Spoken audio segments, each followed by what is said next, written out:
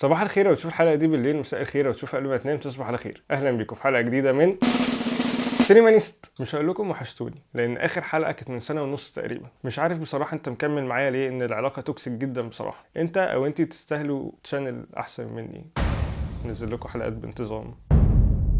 بس بما انك لسبب ما لسه مكمل معايا وبتتفرج، فاعمل لايك وشير، يمكن تدخل طرف ثالث معانا في العلاقه، يا تعجبه الحلقات يا اما يقنعك انك تستحق تشانل احسن مني ويفرقك من اللي انت فيه. يلا ندخل بقى على الانترو.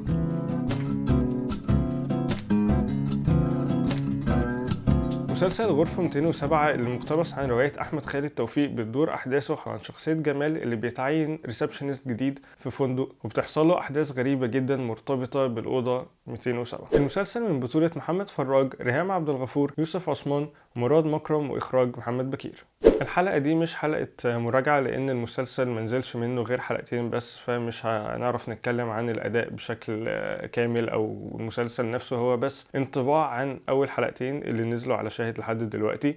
أول حاجة هي إن المسلسل لحد دلوقتي واخد خطين رئيسيين أو خط رئيسي وخط فرعي، والموضوع ده بالنسبة لي لذيذ. إن الخط الرئيسي هو عن قصة جمال أو علاقة جمال بالغرفة 207، واللي عاجبني جدا فيه اللي احنا ساعات بنرجع للماضي بتاع جمال، فبنتعرف على أجزاء من حياته من الماضي ومن تكوين الشخصية دي، وده بالنسبة لي شيء بيخلي المسلسل فيه نوع من التشويق، اللي انت طول الوقت بتبقى عايز تعرف طب ايه اللي حصل او ايه اللي حصل للشخصية لحد ما وصلت للفندق انها اتعينت هنا، وفي نفس الوقت اللي انا حاسس ان في سبب ورا تعيينه في الفندق ده.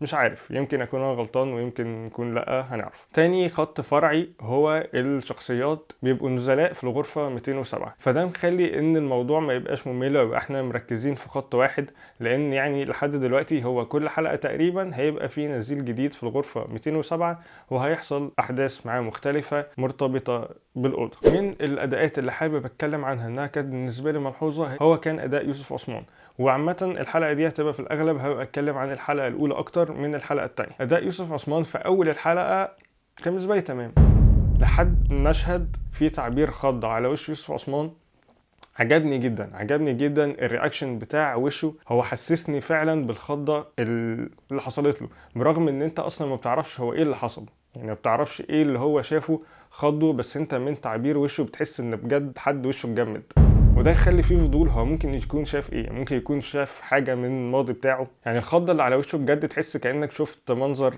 بشع، بس انت برضو بيفضل عندك تشويق هو شاف ايه جوه. وبالنسبة لي ده كان تمثيل حلو جدا او كان تعبير حلو جدا من يوسف عثمان. تاني حاجة عايز اتكلم عنها وهي ضيوف الشرف، واللي بجد انا المسلسل ده كنت مبسوط منها، لان في اغلب الافلام او المسلسلات مؤخرا بتحس ان في ضيوف شرف عشان احنا عايزين نطلع ممثلين جديد، او ان هي دي لقطة لذيذة اللي كل شوية نلاقي ضيف شرف جه. بس المرة دي بيومي فؤاد عجبني جدا المشهد بتاعه او دوره في الحلقة الأولى، اللي هو كان انسرتات كل شوية بتيجي، بالذات ان الشخصية غامضة وانت مش عارف الشخصية دي مين ومش عارف اصلا ايه الزمن بتاعها، يعني هل احنا بنحكي حاجة حصلت ولا ده الحاضر. يعني انا اتفرجت على الحلقة الاولى مرتين عشان احاول اجمع احنا مين ده، بس المشهد عجبني جدا والرياكشن بتاعه كان حلو برضه. مش عايز احرق المشهد بس الرياكشن بتاعه كان حلو جدا، كان فيه عنصر تشويق، وهينقلنا الحاجة انا حابب اتكلم عنها دلوقتي. الحاجه اللي انا عايز اتكلم عنها هي الفايب بتاعه المسلسل او الجنرا بتاعه المسلسل. المسلسل المفروض اللي هو رعب، لان يعني على حد علمي فهي الروايه رعب، وبالمناسبه انا حابب اوضح ان انا ما قريتش الروايه وبتعامل مع المسلسل على انه عمل منفصل، ودي برضو حاجه حلوه جدا بالنسبه لي.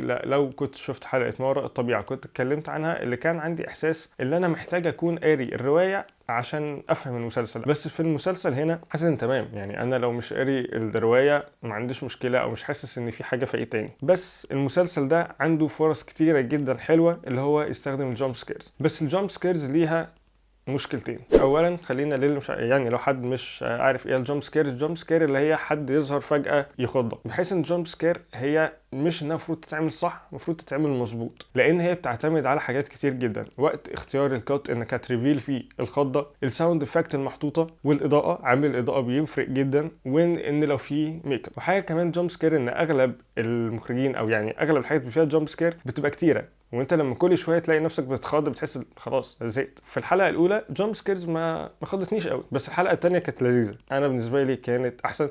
وبرضه عايزك تبقى عارف ان انا مش من هواة الرعب. المسلسل التيمه بتاعته رعب، والتيمه بتاعته ان في اوتيل، في اوضه مسكونه او اوتيل مسكون، هي رعب صريح. انا حاسس اللي هو لو خد بس ركز على القصه فهيبقى خد تصنيف عائلي هيبقى ظلم المسلسل. اظن المسلسل خلاص اتصور، فاتمنى ان يبقى في جامب سكيرز او في عامل بيخض خلال الحلقات اللي جايه. حاجه كمان حابب اتكلم عنها، وهو ان انا حاسس ان المسلسل فيه كتير جدا من فايب فيلم شاينينج، فاتمنى يكون في تغيير او تحول في الشخصيات زي ما كان في الفيلم اللي كان بالنسبه لي من احسن الحاجات في فيلم شاينينج، وهو تحول شخصيه جاك نيكلسون بسبب الاوتيل. فاتمنى يكون في تحول في شخصيه جمال او محمد فراج بعامل الغرفه، عشان ده هيبقى شيء كويس او هيبقى شيء حلو جدا يعني. اخر حاجه حابب اتكلم عنها، بحب اتفرج على التتر بتاع المسلسل بالذات في اول حلقه. لما شفت التتر حسيت اللي هو ارت دايركشن حلو، ارت دايركشن لايق على الزمن بتاع المسلسل وعلى الاوتيل. لما شفته تاني لقيت ان لا، في حاجات في التتر ليها علاقه بالحلقات وبتريفيل حاجات في الحلقات، ودي كانت حاجه حلوه جدا. بس على الناحيه التانية التتر مش فيجوال بس، دي حاجه حابب اتكلم عنها. حاجه اخيره حابب اتكلم عنها، وان موسيقى التتر حسيتها شويه شبه ما وراء الطبيعه، مش شويه بس يعني شويه كتير بصراحه. وانا مش مسامح اي حد كان عنده فرصه اللي هو يستخدم اغنيه هوتل كاليفورنيا وما استخدمهاش. انا مش عارف ازاي بجد محدش فكر يعملها. الاغنيه لايقه جدا على المسلسل، انت لو شلتها من اي مشهد او يعني لو شلت التتر وحطيت عليه مزيكه هوتل كاليفورنيا هي معموله للمسلسل ده. يعني حتى لو المشكله كانت في حقوق ملكيه فاحنا كان ممكن نعمل لها كفر، يعني زي مسلسل مون نايت العالم كله اتكلم عليها بجد، يعني حرفيا العالم كله اتكلم عن الاغاني اللي كانت في مسلسل مون نايت. فاحنا اللي كنا خدنا او يعني حاسس لو هوتل كاليفورنيا كانت فيها كانت هتبقى حلوة جدا. ولذلك أترككم مع أغنية هوتل كاليفورنيا فلنستمع سويا.